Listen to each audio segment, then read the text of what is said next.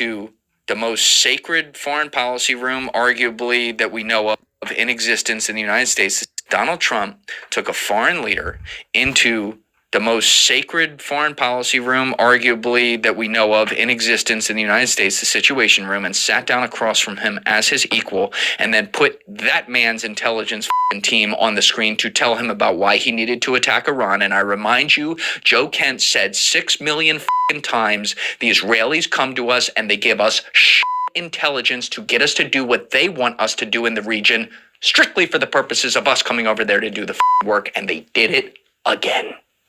They sold him a bill of goods and said, it's going to work out. You'll take out the Ayatollah, the regime will fall. Oh, the best part. Remember they said they're going to arm the Kurds and all these rebel groups. We're going to give them guns and they're going to overthrow the government. Yeah, they didn't do that. We gave a bunch of guns. It's like Operation Fast and Furious just happened in Iran, and no one's even talking about this. What's up, everybody, and welcome back to another episode of the Julian Dorey Podcast. I am Julian Dorey. And I'm Joey Deef. How you doing? Well, nothing going on in the world, Deef. Not a goddamn thing. Nothing ever happens. Nothing happens. But you know what? If it is doomsday, we are your favorite narrators here to tell you how everything's going down. Because you know what? There is a lot going on. There's a lot going on that also, this needs to be said, I did not see that coming on Thursday with the Melania Trump thing. Oh, no, me neither. I was like, who are we invading this afternoon? That's what I was thinking. I'm like, which country goes down next? And then suddenly you get the model runway walkout, and she don't know nothing about nothing with Jeffrey Epstein. Sketchy. Right? Sketchy. Now, here's the thing. There was a part, we're going to get to that in a minute. There was a part in there that we're going to talk about less, where she talks about giving the survivors a voice and all that, which in theory sounds great. There were some survivors who felt like that was hollow and empty and was problematic. I won't speak for them. They put their public statements out there. I think some others were happy about it, so kind of a mixed review. But you should always be skeptical. I mean, this should absolutely go without saying at this point. I don't know why I got to put this disclaimer on there, but you should always be skeptical of them calling for any level of transparency, because there's been no fucking transparency in this case, obviously. So we're going to talk about that. There was a story I was talking about with my friend Sayer G, who you have heard me reference a million times on these episodes, who's just doing incredible research through the files, document by document.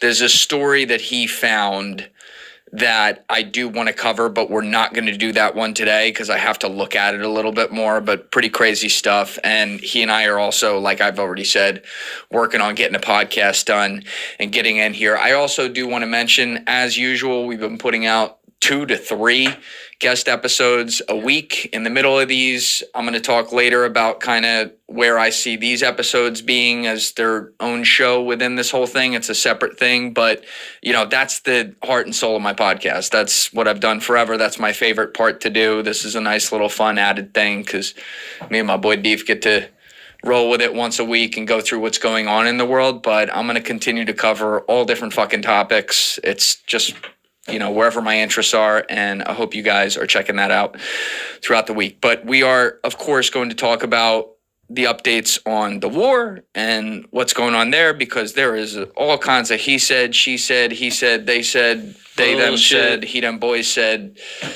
lot of stuff. Yeah. I call that noise. I think that's probably the best way to put it, right, Thief? It's not truth, it's just noise.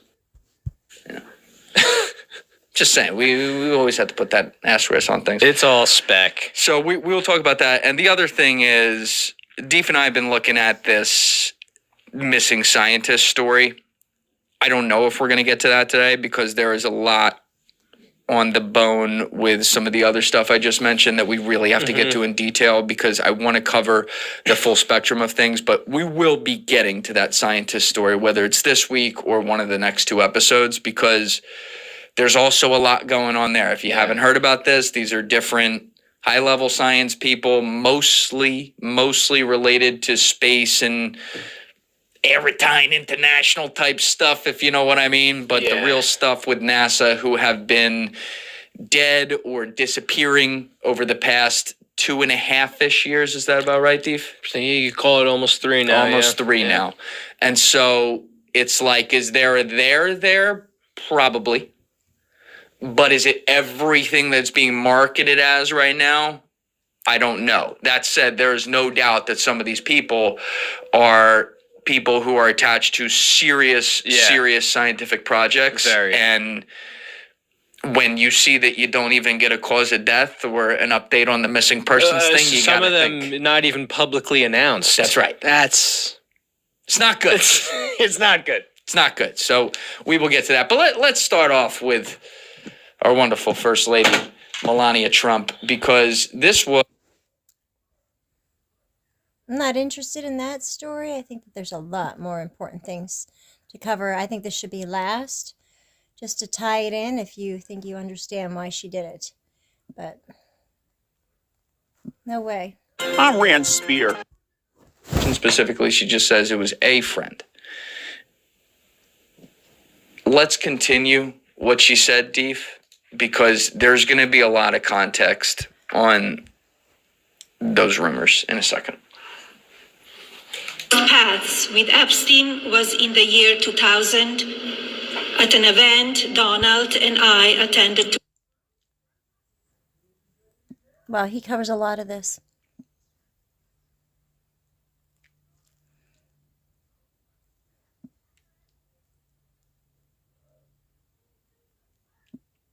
Which one is this you're pulling up now, Deef? This is the FBI document saying Epstein introduced Melania. Right. Trump. Okay. So there is an FBI document as well, where there, and this is from 2019, shortly after Epstein's arrest in July 2019, where what was the source here, Deef? Can you read it? Yeah, it's small. Yeah, sure. So this was on the justice.gov link. But Redacted put Redacted in contact with an agent named Paolo Zempoli, who worked with ID models. Zempoli was trying to buy elite models with Epstein. Epstein introduced Melania Trump to Donald Trump. Epstein was visiting Zempoli at the agency when they were casting auditions for models. Epstein was looking through portfolios and saw a redacted photograph of her wearing only swim bottoms. Redacted and Zempoli were at a nightclub with Epstein, who was there with a woman who Redacted believed was Redacted. Redacted took Redacted phone number. Someone called, either a girl or Epstein, and invited Redacted to dinner. Redacted went to Epstein's residence on 71st Street in Manhattan. This was the first one-on-one interaction Redacted had with Epstein. Epstein made her wait. She heard him playing the piano. Redacted did not recall if she went upstairs. Redacted and Epstein had dinner in the dining room. This room was straight ahead when you walked into his home. Epstein asked Redacted what she liked to do. Redacted told Epstein she liked studying and that she was a good student. They talked about travels and Redacted having a model contract in Japan and South Korea. Redacted mentioned that she thought there was a lot of Russian prostitution. Epstein told her, "That's what I like best." Redacted recalled Epstein saying something that made her uncomfortable. Epstein gave Redacted a tour of the house, took her to the massage room and had her lay down, took a vibrating thing and rubbed it on her. Redacted told him to stop. Redacted described the massage room as a small, very dark room on the same floor as the master bedroom. A driver took Redacted home, and she remembered being tearful in the car. The next morning, or a day later, Redacted recalled Epstein called her. Redacted was unsure how everything progressed from there. Epstein may have offered her an English class, which Redacted attended. Okay. So there's a lot going on there. Someone being taken advantage of who's also foreign. I wonder if he called to apologize to make it seem like he wasn't a bad person or whatever. He tried to trap her back into his ring. I don't know. I wonder a lot of things, but let's keep listening. Probably, I'm speculating here, among the Eastern European recruits that Maxwell and Epstein were famous for funneling in through modeling agencies. They're still doing this out of Ukraine. I'm sure they're still doing it out of the United States too. But I did find a modeling site, Ukraine. I think I did a video on it. But these girls looked young, like 12, 13, 14. And dressed like women. like professional, wealthy women. It's really disturbing. The weird thing about that is that she also mentions Paolo, who is the guy I'm going to bring up now. And then after mentioning Paolo, this modeling agent throws in that Epstein's the one who introduced Melania to Trump. And can you go back to that part? I don't hear what her evidence was there again. Did she provide any evidence? See, I think it's a waste of time, but I just wanted you to hear some of that. Baby Mana. Okay, let's see.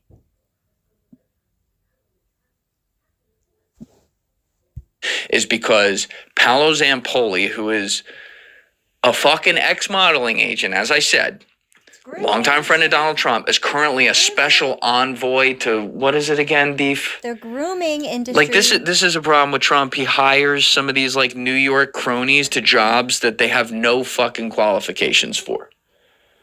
He's the special envoy to something. If you go to his Wikipedia, you can fucking see it. But this is a guy who also had a foreign wife. Nothing wrong with that.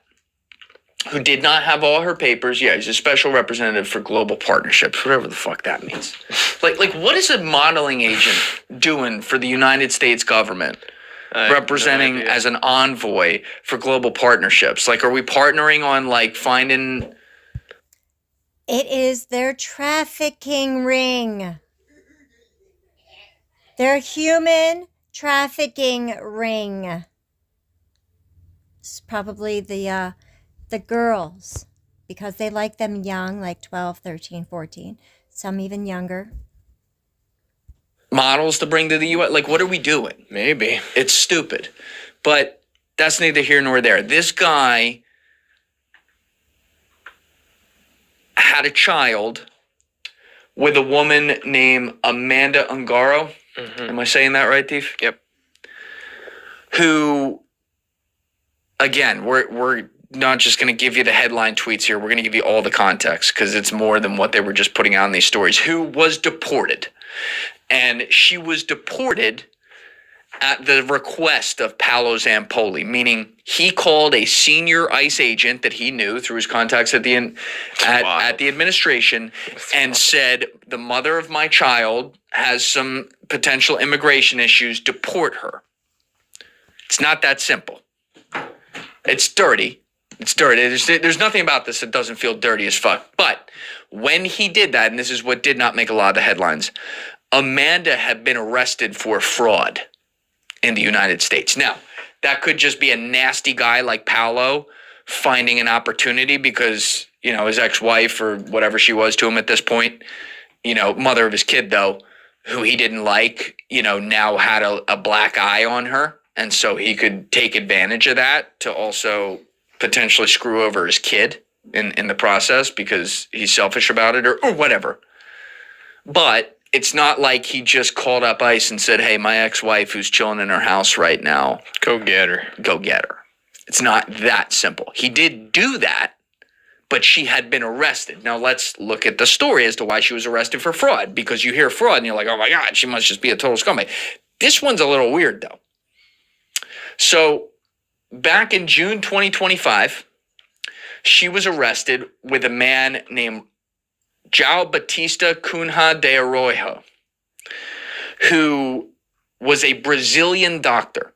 As far as Deef and I can find, he is a licensed Brazilian doctor. He's not a licensed United States doctor. Yes. And so what he did, allegedly, and if so, illegally, in the United States, was he opened up a cosmetic clinic where he would give Botox and lip fillers and some prescriptions and stuff like that illegally down in Florida, where Amanda worked for him at the office, like managing the business and helping out with the procedures and stuff like that. And because he was not a licensed doctor in the U.S., this is not legal, obviously, and it's fraudulent. What we can't figure out is why Amanda was arrested and charged with that. We don't have the charging documents here. But that would mean that the government, in arresting her, felt that they had proof that she was fully aware that he was not licensed in the United States, and that therefore she was also fully aware that what they were doing was illegal according to United States medical codes, laws. It's not just the point being, it's not just straightforward like, she Matt Coxed a bunch of people or something like that. She might be someone that was taken along for a ride here with this guy and now just went down after he was revealed. That's possible. Or she was in on it, in which case, that's bad. And by the way, if she does have immigration problems, not someone you want in the country, because she'd be a criminal. It's just very dirty that this guy uses his political contacts to have the mother of his child deported. During a custody battle, too. Yes. And it's particularly, I'm coming back to Epstein on this, it's particularly damning that this guy is such a close friend of the president and goes so far back with him as a modeling agent in the era of the Epstein files, who may have allegedly introduced Melania to Trump. Now, Melania comes out with this statement on Thursday. And at 12:51 a.m. that morning, I believe she gave the statement in the afternoon. Maybe it was 12, 1 o'clock, 2 o'clock, something like that. But that morning, Amanda Ungaro, who is now deported, I believe, right? Like she's out of the country? Yes. Yeah. She tweeted out from her official X account, "Hello, Melania. I was around you for 20 years. You knew I was inside ICE, and you know what hurts after all this time? I stayed close to your family, your mother and your father, not because of you, but because of them at events and everything else. So shut your mouth when speaking about me, because I will expose everything I know." Let's get the second tweet now, Deef. This is another one that she put out. Those are both the same. Let me just pull this real quick. There's a second one I put in the... Both the same link, though. So let me just pull... What? Yeah. I must have deleted the other link. That's my bad. No worries. If I could just pop... Yeah, the Pam Bondi one. Go back. Yep.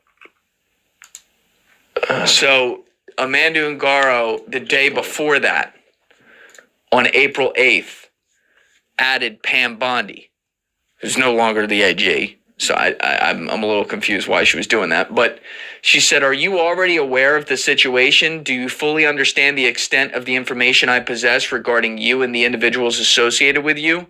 I strongly advise you to consider the seriousness of these matters. Any actions taken against me or attempts to escalate this situation could have significant legal consequences. I expect this to be handled with the appropriate level of responsibility and professionalism moving forward." And she posts pictures of her and her child, and a newspaper link, and there's some sort of like underlying "listen up, motherfucker" below there. Now, again, this is a scorned woman too. She's had everything taken from her. I don't know if her kid's with her. That part is unclear to me. Well, if they were in a custody battle and he did this, I assume... Kid's in America. She's not with her kid. She has lost everything. She's angry. She knows that this case is a problem for the White House. She's known these people a long time. She could be making stuff up, or she could not. It's bizarre. It's messy, and it's bizarre. And so when you see Melania come out and make such an aggressive preemptive strike like that, you have to ask yourself if this is what it's related to. And you have to ask yourself also if in that process she's trying to distance herself from the situation, because she never, as far as I know, she never specifically says her husband had nothing to do with Epstein. It's all her. Is that right, Thief? Yeah. Cities and towns and destroy all of their crazy nuclear weapons and missiles and drones that they're building. And we're doing that. They now have a chance to make a deal, but that's up to them. And they'll tell you, we're not negotiating. We will not negotiate. Of course they're negotiating. They've been obliterated. Who wouldn't negotiate? They are begging to make a deal. We'll see if we can make the right deal. and they make the right deal, then the strait will open up. Hormuz Strait will open up. And even now, we don't know if there are any mines. You know, they have 22 they call mine droppers. Think of it. Who would have 22 mine droppers? There's a boat that drops mines. Who has 22 mine droppers? Except for people with very evil intent. Oh my gosh, he's just blubbering on. I missed the beginning. I'll have to see if it loops around and get a better recording for you. But somebody said, just wait, we're going to have a Musk for president. So I'm thinking that Elon got an important position. Let's go over to the internet. So every one of those mine droppers has been struck with the same weapon we used to stop drugs from coming into the United States of America. When we hit those boats, it's the exact same weapon, extremely effective. We have unlimited supplies and extremely effective. But they have no more mine droppers. By the way, speaking of drugs, we're 98% down drugs coming in by water, by the ocean, by the sea. 98%. And we're trying to find out who are the 2% because we think they're the bravest men anywhere in the world. Maybe women. But whoever's on those boats is very brave or doesn't watch television. But where drugs coming in by sea, coming in by water, are 98% down. And now we'll stop the drugs coming in by land. The land is the easy one. You had to stop the water. A lot of it came in through water. Now it's all pinched. And these people are trying to come in by land. And we will, that's it, that's the easy one. But we had to take care of the water first. Nobody's coming in. Virtually nothing is coming in anymore. It was hundreds of millions of dollars a week were coming in by water. But they now have the chance, that is Iran, to permanently abandon their nuclear ambitions and to chart a new path forward. We'll see if they want to do it. If they don't, we're their worst nightmare. In the meantime, we'll just keep blowing them away, unimpeded, unstopped. Well, there's not a thing they can do about it. They can't do anything about it, you know. I tell you, if they could, you'd be hearing about it. You'd be hearing about it. You don't hear anything about it. They can't shoot our jets. We have the best military equipment in the world. No, not even a... Everywhere I go, heads turning, looking at me like, whoa, whoa, whoa. Everywhere I go, heads turning, looking at me like, whoa. In Venezuela, it was a great military operation, getting a very, very dangerous man who's killed a lot of people, forced people into our country. Incredible. He emptied his prisons in Venezuela, emptied his prisons into our country, and I hope that charge will be brought at some point, because that was a big charge that hasn't been brought yet. It should be brought. He emptied his prisons into our country and was a major purveyor of drugs coming into our country. And he's now been captured and, I guess be given a fair trial. But I would imagine there are other trials coming because they've really sued him just on a fraction of the kind of things that he's done. Other cases are going to be brought, as you probably know. In the meantime, with Iran, we're going to keep doing what we've been doing, and nobody's a match for the United States, but they're not a match for the United States. It's small potatoes. That's why I'm so disappointed in NATO, because this was a test for NATO. This was a test. You can help us. You don't have to, but if you don't if you don't do that, we're going to remember. Just remember this in a number of months from now. Remember my statements. They have an expression, a great expression. Never forget. Never forget.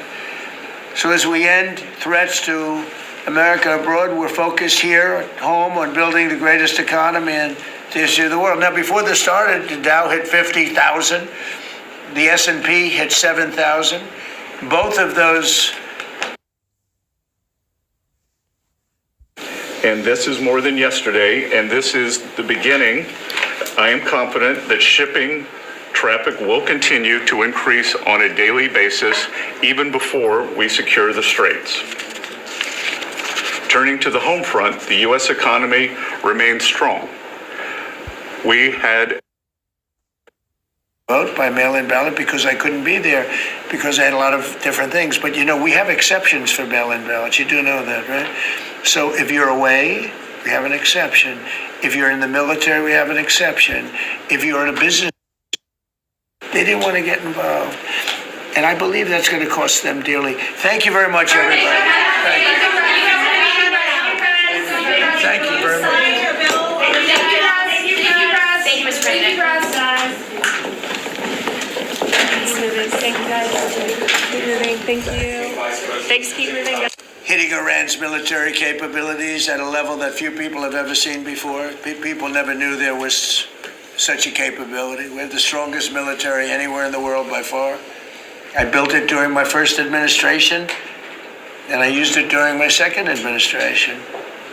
Unfortunately, because I'd rather not have to use it. But it's a display of force and precision and skill like nothing the world has really witnessed, although you get a pretty good witnessing of it in Venezuela also. And that was a smaller version of what we're doing now. We're crushing their missiles and drone stockpiles, destroying. This is the only real news I could find about Musk today. Private jet tracking sleuth won't back down despite threats from Musk Swift. I'm going to share. April 11th, 2026. By the time Jack Sweeney graduated from college, his hobby of tracking celebrity private jets had already drawn legal threats from Elon Musk and Taylor Swift. The 23-year-old, whose dad served as an airline maintenance operations controller at American Airlines, has always been fascinated with aviation. It was when Sweeney was bored during the COVID-19 pandemic in Florida that he decided to build an X account solely around Musk's flights. I was interested in where he was going, Sweeney told the Cool Down. It's sharing public info, and if these celebrities are going to fly private, you can't get mad at people for knowing it's happening. I'm going to share it. Sweeney used publicly available flight tracking information obtained through the Federal Aviation Administration and registration databases like ADSB Exchange to tweet out every time Musk's private jet flew somewhere. What started as something to kill time between virtual classes elevated into something much bigger. Sweeney's accounts now rack up hundreds of thousands of followers across multiple social platforms, especially on Reddit. He eventually built a tracking website, theairtraffic.com, which tracks the status of numerous private jets registered to celebrities and politicians. His work sparked an online subculture dedicated to amateur aviation trackers who use the same free databases as Sweeney, as well as radio scanners to track celebrity planes. This is brilliant. And on the same line, okay, so we know Les Wexner got the Iran-Contra planes, because he's helping to mastermind the trafficking now. He's like the Meyer Lansky something. So anyway, yeah, this is fascinating. I didn't even know this was a thing. I know that they can do this. So some people were doing this with the Erica Kirk planes.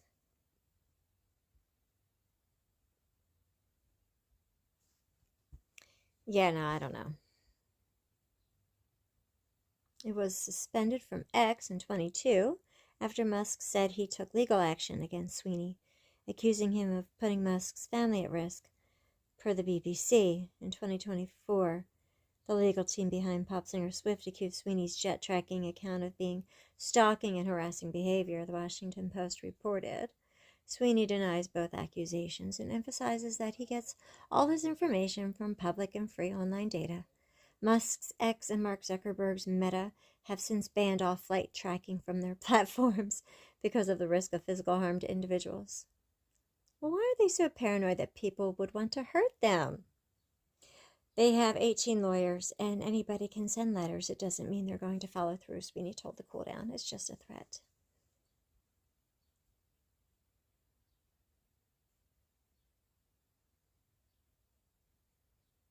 These people can fly 15 minutes instead of having to take an Uber. Yeah, I can't even imagine. These elitists are just totally destroying our environment and sucking up all our resources. I don't even want to look into AI. I'm going to have to do an AI report. I'll do it tomorrow. And I think that's it for today, folks. I think that's it for today. Got that 100 billion plus trial.